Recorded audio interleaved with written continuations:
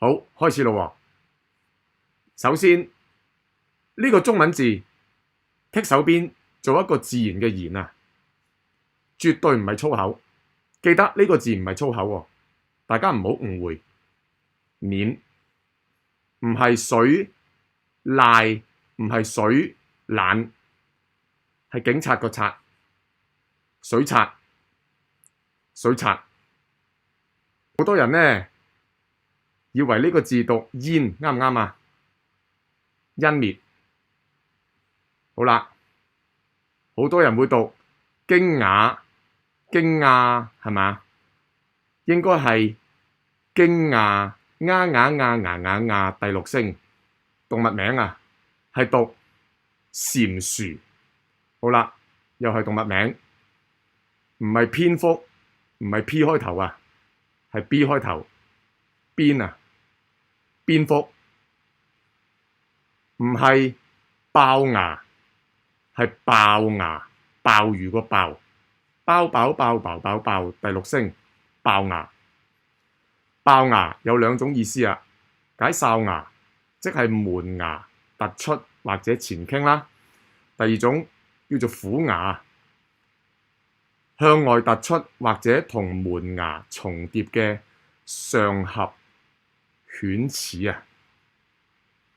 好多人會讀雛形，但係應該係鋤頭嗰個鋤啊，雛第四聲，雛形。動物啦，唔係狐狸，係狐狸，狐狸。飲茶，好多人都會讀普洱，寶藏嘅寶，梨啊，其實應該係讀普洱，普啊，其實就係普通話個普啊嘛。耳耳仔個耳，普洱。廣州話正音教學121。他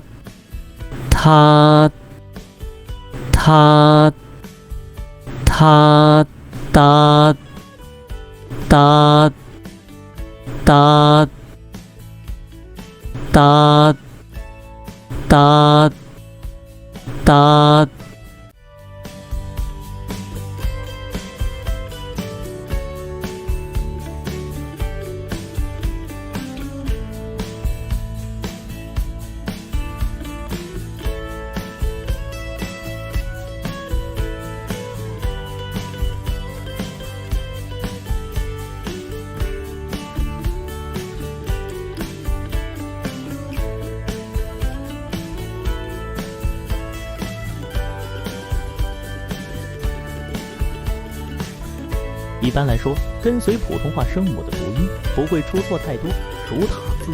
不过也有个别例外，否则古月都读不送气音 B， 其实是送气音 B。跑。